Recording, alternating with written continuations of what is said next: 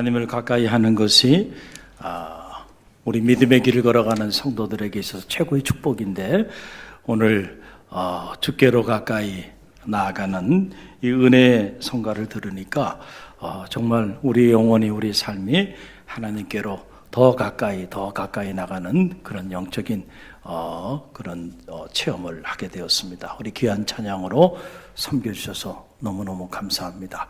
시간이 참 빨리 흐르죠. 교회력으로 보면은 이 11월이 한 해의 끝자락입니다. 그리고 11월 말 대강절이 시작되게 되는데, 그 대강절이 새해를 출발하는 그런 시점이 돼요.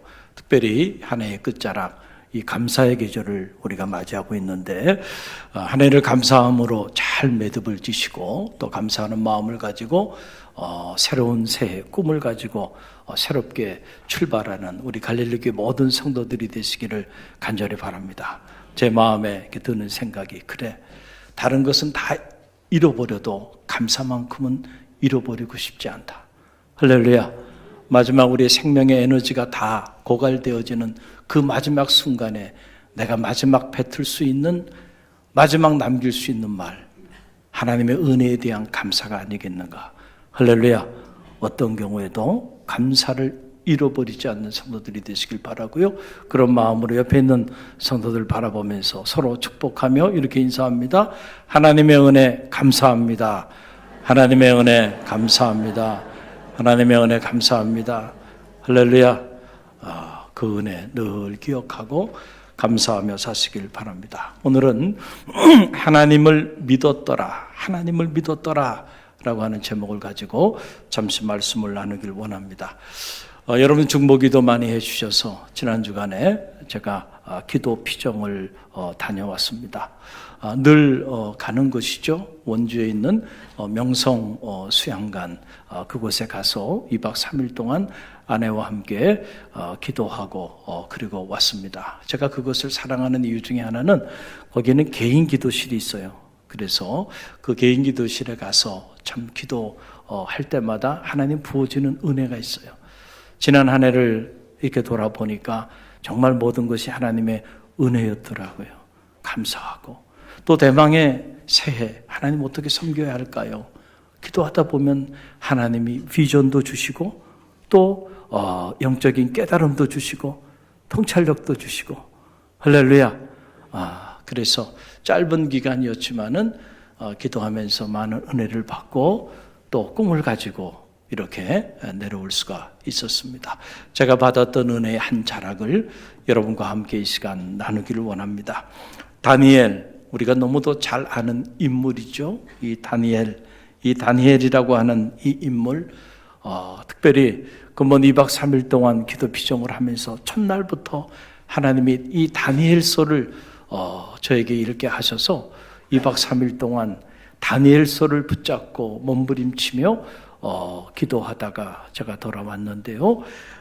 특별히 이 다니엘이라는 인물을 묵상하면서 제 안에 드는 생각이, 다니엘이야말로 절대 긍정, 절대 감사의 상표가 되는 그런 인물이었구나라고 하는 것을 다시 한번 깨닫게 되었습니다. 여러분, 이 다니엘이라고 하는 이름의 뜻은 하나님은 나의 심판자가 되신다라고 하는 뜻이에요. 하나님은 나의 뭐가 된다고요? 심판자가 되신다. 여러분, 이 뜻의 의미가 뭔지 아세요?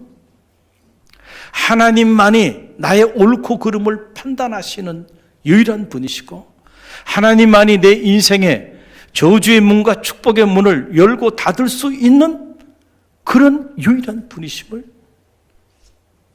나타내는 그러한 이름의 뜻이에요.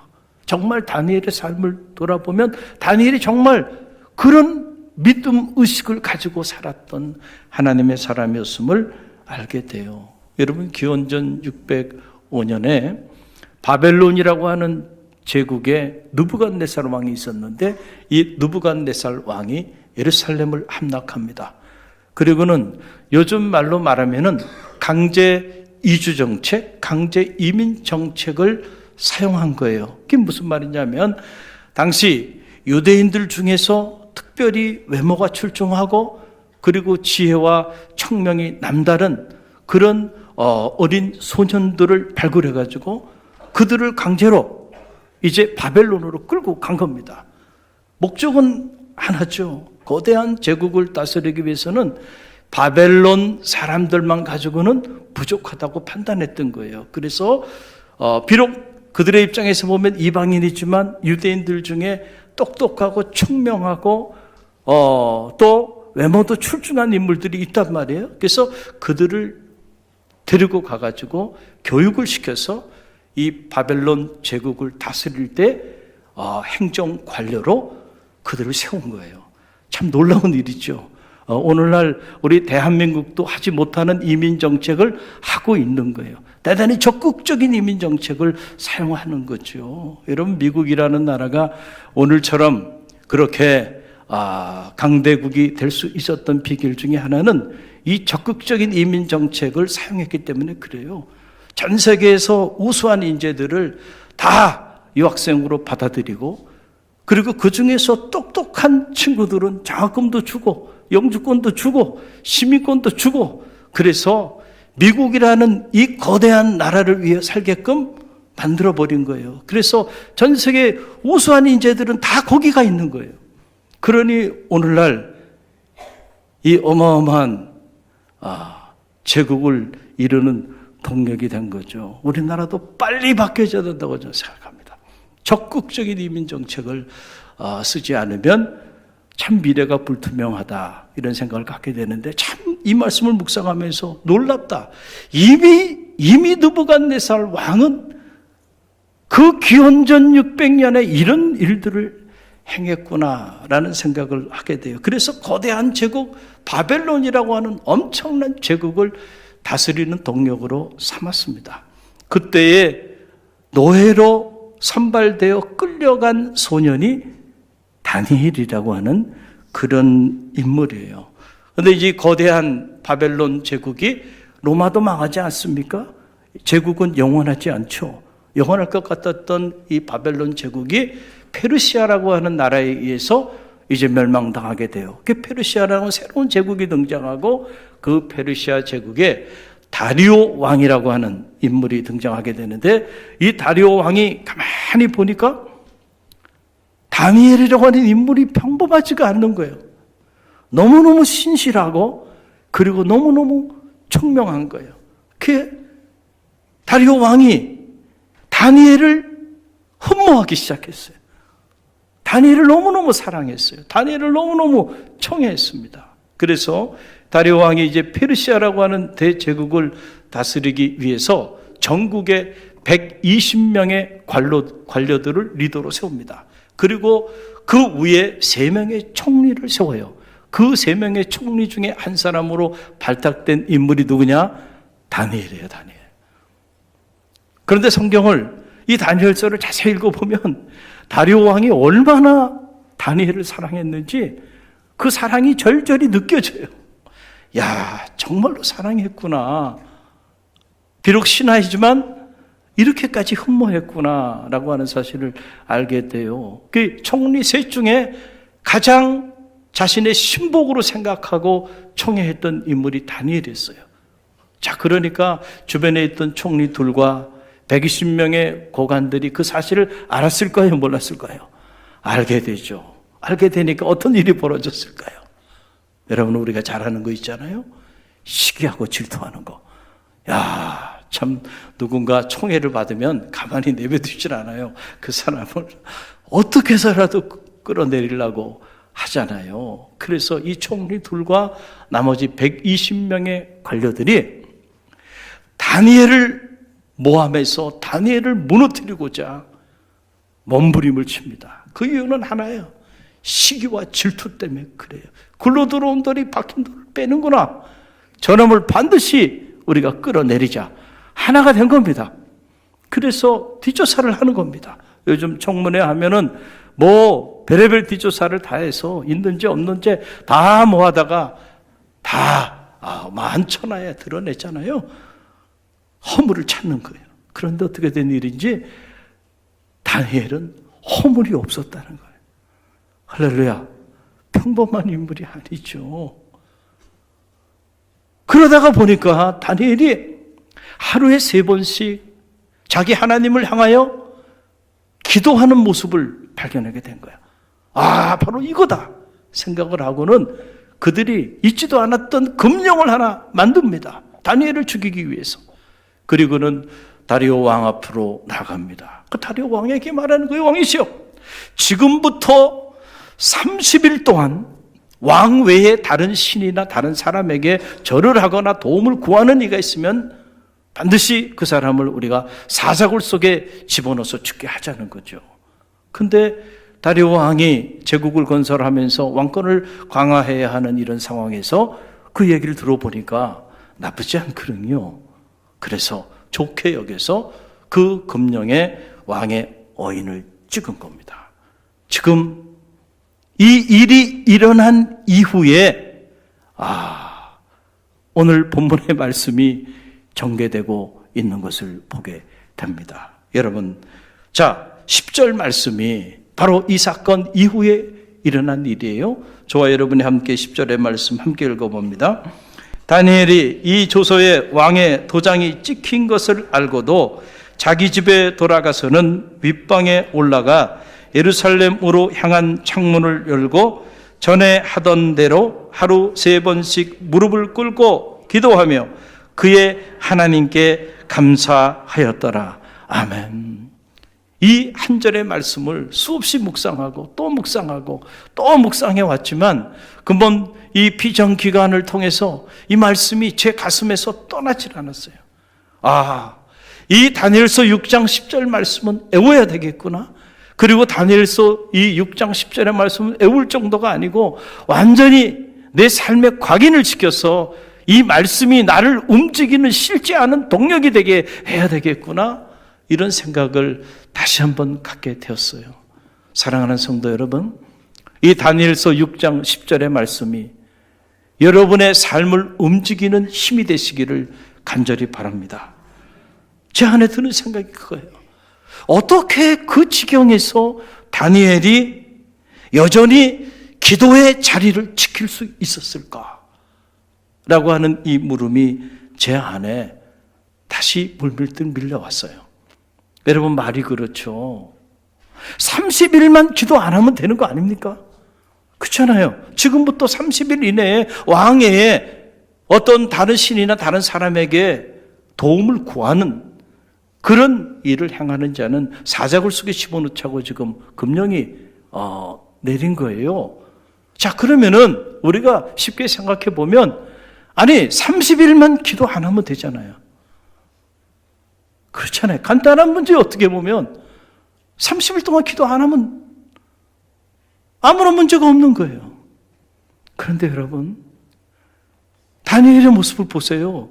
다니엘이 이 사실을 다 알고도 다니엘은 전에 하던 대로 자기 집 2층에 올라 창문을 열고 예루살렘을 향하여 자기 하나님 앞에 하루에 3번씩 뭐 하였더라? 기도하였더라. 여러분은 이 말씀을 어떻게 읽습니까? 이 말씀이 다시 물밀듯 밀려오더라고요. 다니엘이 지켰던 그 기도의 한 자리, 그것은 단순한 기도의 한 자리가 아니었구나. 자기의 사회적 지위와 자기 목숨조차도 내어놓아야 하는 그런 기도의 한 자리였구나. 할렐루야. 오늘 우리는 각자의 믿음의 길을 걸어가면서 여러분의 기도의 한 자리가 있어요. 우리는 그 기도의 자리를 어떻게 지키며 나가는지 점검해보는 아침이 되기를 간절히 바랍니다. 다니엘은 사생결단을 하고요, 목숨을 걸고 죽으면 죽으리라고 하는 각오를 가지고요, 그리고 왕의 오인이 찍힌 것을 알고도 여전히 전에 하던 대로 여호와 하나님 앞에 하루에 3번씩 기도했다는 거예요. 우리는 너무 자주 우리의 기도의 그 한 자리를 너무 쉽게 이런저런 이유 때문에 포기하며 살아가고 있지 않나요? 여러분 기억하세요. 여러분의 기도의 한 자리가 오늘도 역사를 만든다는 사실을 꼭 기억하시기를 바랍니다. 할렐루야. 또 더 놀라운 충격으로 와닿는 것은 오늘 10절 마지막 끝자락에 이 말씀이에요. 다니엘이 그의 하나님 앞에 감사하였더라 라고 하는 이 대목이 얼마나 큰 울림으로 제 안에 자리했는지 몰라요. 어떻게 이 지경에서 감사할 수 있었을까? 그렇죠? 여러분, 죽을 고생을 해서 어린 나이에 바벨론이라는 제국에 끌려와가지고 말이죠, 수없이 죽을 고비를 넘기고 여기까지 와서 이제 총리의 자리에까지 올랐는데 자기의 어떤 잘못 때문에 그런 것이 아니고 사람들의 모함으로 인하여 시기와 질투 때문에 그 모든 것들을 빼앗기고 자기 목숨조차도 내어놓아야 하는 이러한 절대 절명의 위기 상황에 던져져 있는 거예요. 여러분 같으면 이 상황에 감사가 나오겠어요? 제가 제 자신을 한번 이렇게 적용해 봤어요. 내가 이 상황이었으면 정말 다니엘처럼 하나님 앞에 감사했을까? 자신이 없더라고요. 자신이 없더라고요. 하나님 어떻게 이룰 수 있어요? 제가 하나님을 위하여 지금처럼 뜻을 정하여 이렇게 신실하게 살아왔는데 어떻게 저에게 이룰 수 있습니까? 어떻게 저희가 이런 상황에 던져지게 하나님 용인하십니까? 불평하고 원망하지 않았을까? 그렇죠. 그런데 놀라운 사실은 오늘 10절 말씀을 보게 되니까 그가 그의 하나님께 뭐 하였더라? 한번 따라해 보세요. 감사하였더라. 감사하였더라 라고 하는 거예요. 여러분, 절대 긍정, 절대 감사. 저는 이 단어가 떠오르는 거예요. 다니엘을 보면서. 우리가 이제 내일부터 추수감사절 특별 새벽 성회로 나가는데 이 감사절 특별 새벽 성회의 영적인 주제가 뭐예요? 한번 따라해 보세요. 절대 긍정, 절대 감사. 네. 어떤 상황에 놓여 있든지 간에, 어떤 형편에 놓여 있든지 간에 하나님을 절대 긍정하고 그리고 그 하나님의 은혜에 감사를 잃지 않는, 이게 바로 다니엘이거든요. 우리도 이 다니엘 같은 이런 영성을 가지고 감사절 새벽을 깨우며 나가기를 주님의 이름으로 간절히 축원드립니다. 지난 주간에 우리 갈릴리 교회 청장년 중에 김은혜 집사님이 고대 안암병원에서 갑상선 암 판정을 받고 수술을 했잖아요. 제가 그 얘기를 한 달 전에 듣고 아내와 함께 참 마음이 많이 아팠습니다. 여러분, 어떤 수술이든 수술은 간단한 수술은 없습니다. 특별히 젊은 나이에 사랑하는 두 딸을 두고 갑상선 암 판정을 받고 이제 수술 날짜를 잡아놓은 그 시간들이 어땠을까? 그 남편인 김한결 집사님이 저에게 찾아와서 얘기하더라고요. 처음에 그 얘기를 듣고는 두 딸을 데리고 앞으로 어떻게 살까? 갑자기 그런 생각이 들었대요. 그런 생각이 안 들겠어요? 그래서 참 가슴이 아팠어요. 그래서 함께 중보하고 기도하고, 또 지난 주간 특별히 제가 기도원에 올라가는 그 시간에 이렇게 병원에 입원하고 수술을 하게 됐어요. 그 우리 교우들에게 중보기도 요청을 했고, 또 많은 교우들이 새벽을 깨우며 저와 함께 중보하며 기도했어요. 그리고 이제 수술이 마쳐지고 난 다음에 그 당일날 저에게 장문에 카톡을 보냈어요. 제가 읽어드리면 이런 내용이에요. 여러분들에게도 해당되는 내용이라 제가 공개를 합니다. 목사님, 정말 감사합니다. 목사님과 모든 갈릴리 성도님들께서 기도를 정말 많이 해주셔서 오늘 하루가 아픔과 고통이 아니라 감사와 은혜로만 가득했던 하루였습니다. 마음이 기적처럼 평온하여 긴장감과 불안, 두려움이라고는 조금도 없었고 수술대 위에 올라서도 하나도 무섭지 않더라고요. 허투 두 개. 그리고는 진짜 모든 게 하나님의 은혜입니다. 회복실에서도 오한, 오심, 구토 등 힘든 거 없이 잘 있다가 병실로 돌아봤어요. 저는 참 축복받은 사람입니다. 목사님과 갈릴리 성도님들께 받은 기도와 사랑이 정말 크다는 걸 오늘도 또 느낍니다. 정말 감사합니다. 호투 3개. 할렐루야. 사랑하는 성도 여러분, 정말 감사는요, 이런 고난과 위기 가운데 피어나는 감사가 진짜 감사한 거잖아요. 할렐루야. 수술 당일날, 이제 수술하고 회복실에서 나와서 입원실에 가자마자 이런 감사의 메시지를 보낸 우리 집사님을 보면서, 그래, 당신은 갈릴리 교회 집사가 맞다. 할렐루야. 여러분, 세상은 도저히 이해할 수 없는 감사죠. 감사할 게 뭐 있어요, 지금 이 상황에서. 그렇잖아요? 남들은 다 건강하게 살아가는데 왜 하나님은 나에게 이런 병을 줘서 이 고통 가운데 이렇게 자리하게 하는가? 불평과 원망이 충분히 자리할 수 있잖아요. 그러나 여러분 보세요. 얼마나 놀라운 감사가 분물처럼 터져나옵니까? 이건 세상이 알 수 없는 세계예요. 오직 하나님에 대한 그 믿음이 있는 사람만이 감사할 수 있는 감사죠. 할렐루야. 오늘도 이런 감사가 여러분의 삶의 자리 가운데 번물처럼 터져나오기를 주님의 이름으로 간절히 축원드립니다. 감사할 때 하나님은 위기도 기회로 만들어주시고요, 고난도 축복으로 만들어주신다는 사실을 여러분 꼭 기억하세요. 감사가 행복의 거인을 깨우는 자명종이 된다니까요. 감사할 때 기적의 문도 열리고요, 행복의 문도 열리고요, 할렐루야, 축복의 문도 열리는 거예요. 절대 긍정, 절대 감사의 삶은요, 아무나 살 수 있는 게 아니에요. 아무나 흉내낼 수 있는 게 아니에요. 실제로 하나님에 대한 절대 믿음, 절대 신뢰를 가지고 있는 사람만이 할 수 있는, 여러분, 그런 삶이죠. 그래서 이 다니엘서를 자세히 이렇게 읽어보니까 다리오 왕이, 그는 하나님을 알지 못했지만은 다리오 왕이 다니엘이라고 하는 자기 신화를 보니까 이 사람은 정말로 하나님을 믿는 사람임을 깨닫게 된 거예요. 그래서 다리오 왕이 다니엘에 대한 평가가 오늘 이 다니엘서 23절에 보면은 나와요. 저와 여러분이 23절 말씀 함께 읽어봅니다. 왕이 심히 기뻐서 명하여 다니엘을 굴에서 올리라 하매 그들이 다니엘을 굴에서 올린즉 그의 몸이 조금도 상하지 아니하였으니 이는 그가 자기의 하나님을 어떻게 하였음이라?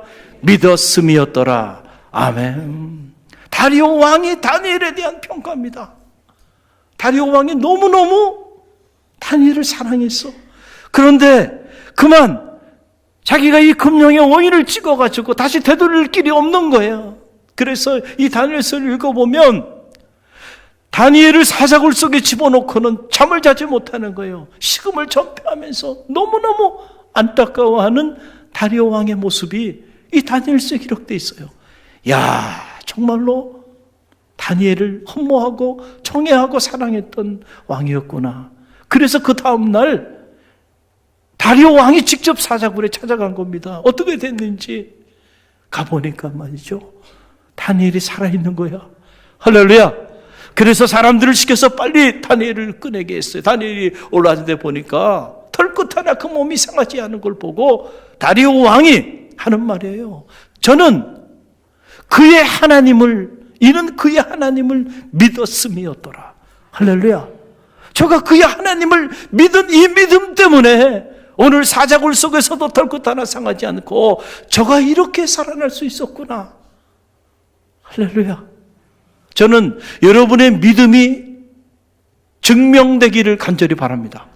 특별히 믿지 않는 사람들이 여러분을 보고 야, 저 사람은 정말 하나님을 믿는 사람이었더라 라고 하는 그런 평가를 받게 되는 우리 갈릴리교회 모든 성도들이 되시기를 간절히 바랍니다. 여러분, 우리가 믿을 수 있는 상황에서 믿는 거는요, 아무나 할 수 있는 일이에요. 그러나 도저히 신뢰할 수 없는 그런 상황 속에서도 신뢰의 끈을 놓지 않고 믿는 것. 여러분, 그것이 진짜 믿음인 것이죠. 여러분 한번 상상해 보세요. 저도 상상했어요. 이 말씀을 다시 묵상하면서 제 안에 이런 상상을 한 거예요. 여러분, 다니엘이 총명했잖아요. 지금 자기를 죽이기 위해서 총리 둘과 120명의 고관들이 하나가 돼가지고 자기를 죽이기 위한 이런 금령을 만드는 이런 일에 착수해서 움직이고 있는 거를 다니엘이 몰랐겠어요? 다 알았을 겁니다. 여러분 다 알아요. 왜 어떻게 알 수 있냐면 가만히 있어도 다 사람들을 통해서 들려오게 돼 있어요. 낱말은 누가 들어요? 반말은 누가 들어요? 잘하시네요. 저도요, 제가 이 집무실에 이렇게 있으면요, 일주일 동안 돌아가는 이야기들이 저한테 다 올까요, 안 올까요? 여러분 생각해, 이건 목사님은 모르시겠지. 죄송하지만 여러분이 모르시겠지라고 생각하는 그 내용 많은 것을 알고 있어요. 가만히 있어도 다 들려와요. 그런데 모른 척하고 살 때가 더 많습니다. 할렐루야. 할렐루야. 그러니 여러분, 그렇게 총명했던 인물이고요. 그 자리에까지 올랐어요. 다리오 왕의 신임을 가장 많이 받았어요. 이런 일들이 일어나고 있는데 다니엘에게 와서 그 상황을 한 사람도 고지하지 않았겠어요? 다 알았을 거예요. 그럼 이런 생각이 가능해요. 그렇다고 한다면 아니 다리오 왕이 특별히 자기를 사랑하고 총애하고 신임하는 걸 알잖아요, 다니엘이. 그럼 우리 같으면 어떻게 하겠어요? 당장 누구에게 달려가겠어요? 다리오 왕에게 달려가겠죠. 달려가서 왕이시여, 지금 제가 이러이러한 모함을 받고 있습니다. 저 사람들이 나를 모함해서 나를 죽이고자 이렇게 이런 금령을 만들고 있고 너무너무 억울합니다 라고 말하지 않았겠냔 말이죠. 또 다니엘도 자기 사람들이 있지 않았겠냐, 그 자리까지 올라가는데. 그러면은 총리 둘과 고관 120명 되는 그 사람들을 향해서도 자기도 그들과 싸우든지 아니면 그들에게 저항을 하든지 뭔가 인간적인 몸부림을 살기 위하여 치지 않았겠는가? 우리 같으면 그렇게 했을 거예요. 그런데 어떻게 된 일인지 다니엘은 다리오 왕도 찾아가지 아니하였고 그 고관들이나 그리고 그 총리들에 대하여 저항하지도 않았다는 거예요. 왜 그랬을까? 제가 생각해 봤어요. 근데 제 안에 기도하는 중에 드는 생각 중에 하나는 그렇구나, 이게 믿음이구나 라는 생각을 한 거예요. 어떤 믿음일까요? 이 문제는 지금 다리오 왕이 해결할 문제도 아니고 저 고관들이나 또 저 총리들이 그들과 맞서 싸운다고 해서 해결될 일이 아니고 이 문제는 오직 누가 해결할 수 있는 일이야? 하나님만이 해결할 수 있는 일이라는 사실을 다니엘이 믿었다는 거예요, 실제로. 할렐루야. 그 믿음이 없었다고 한다면 어떻게 이렇게 묵묵히 이런 억울한 일을 당하는데 아무런 요동도 하지 않고 아무런 인간적인 몸부림도 치지 않고 사자굴 속으로 끌려 들어갔겠는가라고 하는 그런 사실이에요. 여러분, 우리가 정말로 하나님을 믿는다는 것은요, 실제로 우리가 생각하는 것보다 더 엄청난 사건입니다. Credo in Deum, 라틴어로 나는 하나님을 믿습니다 라고 하는 말이라고 그랬잖아요. 이 credo라고 하는 말, 이 cre라고 하는 말이 심장이란 뜻이고 도라고 하는 말은 들이다라는 뜻이에요. 그러니까 내가 하나님을 믿습니다 라고 하는 이 말은 나의 심장과 나의 생명을 하나님께 드리는 것과 깊은 관계가 있다라고 하는 사실이에요. 다니엘이 그 상황 속에서 정말로 하나님을 믿음이었더라 라고 다리오 왕이 다니엘에 대하여 평가했는데, 바로 그 평가는 다니엘이 그 죽음의 사지 속에서도 정말 자기 심장을 내어주고 자기 생명을 하나님께 내어주는 믿음의 결단을 가지고 나갔다. 그래서 그것이 저를 오늘 저 사자굴 속에서 살리게 했다라고 하는 그런 사실입니다. 우리는 너무 쉽게 믿음에 대한 이야기를 하죠. 우리는 너무 쉽게 내가 믿는 사람이라고 말을 하기도 하죠. 여러분, 정말로 여러분은 하나님을 믿습니까? 내가 정말로 하나님을 믿는다고 한다면 여러분, 내 심장을 드리고 내 생명을 다니엘처럼 이 위기 상황 속에서도 온전히 내어드릴 수 있어야 한다라고 하는 사실이에요. 바벨론, 페르시아, 그리고 바사, 이 세 제국을 거치면서도 성경에 보게 되니까 다니엘은 그의 삶은 형통하였더라. 이야, 또 이런 기록이 있을까? 저는 여러분의 모든 삶이 형통하게 되기를 주님의 이름으로 간절히 축원드립니다. 다니엘서 6장 마지막 끝자락에 보면 그래서 다니엘이라고 하는 인물에 대한 평가가 나오는데 28절 말씀, 한 절의 말씀이죠. 함께 읽어봅니다. 이 다니엘이 다리오 왕의 시대와 바사 사람 고레스 왕의 시대에 어떻게 하였더라? 형통하였더라. 간단한 일이 아닙니다. 제국이 세 번을 바뀌면서도 그 수많은 사자굴 속에 던져지는 위기를 겪으면서도 결국 그의 삶은 형통하였다는 거예요. 이 형통의 비밀이 뭐냐? 다른 게 아니에요. 저가 하나님을 믿음이었더라.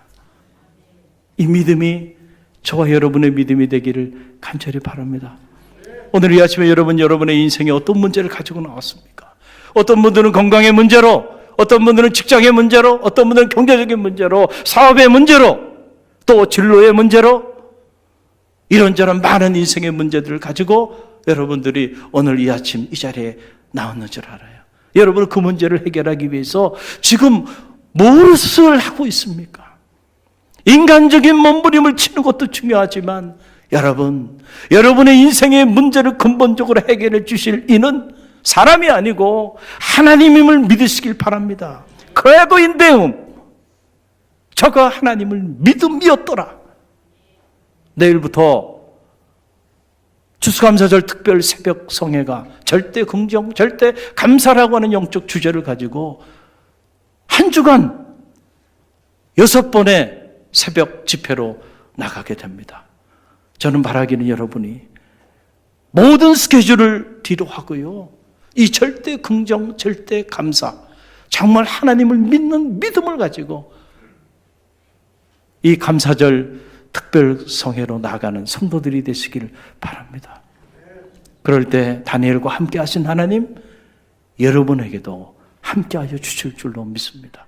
기도합니다.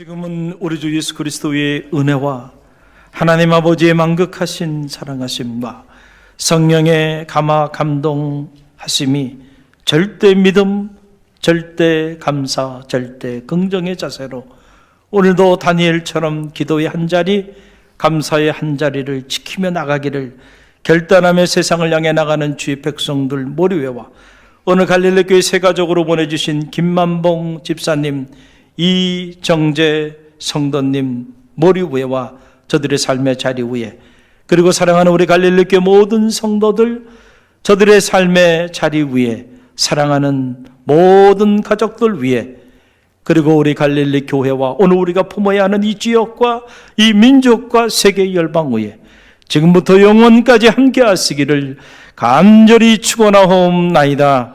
아멘.